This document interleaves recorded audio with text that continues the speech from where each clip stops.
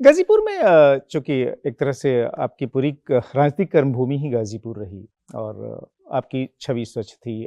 आईटीबीएचयू की बैकग्राउंड थी, छात्र राजनीति से आए थे आप। क्या वजह रही कि गाज़ीपुर के लोगों ने समय-समय पर आप पर प्रेम दिखाया, एक गैप आया, फिर चुनाव हारे, चुनाव जीते, चुनाव हारे, चुनाव जीते।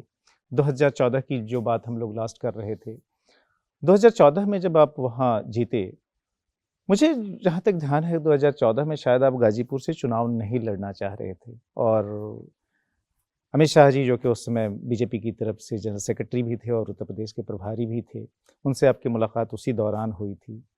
कैसे जो है सो उस समय का वो हाँ, माहौल ये था सच है कि और मैं गाजीपुर से 2014 में चुनाव नहीं लड़ना चाहता था, लेकिन अमित शाह जी को कहीं न कहीं ऐसा उनके मन में विश्वास था कि गाजीपुर शायद मैं ही जीत सकता हूँ, इसलिए वो मैंने इस बात पर काफ़ी बल दे रहे थे और अंतोगत्वा में चुनाव लड़ा।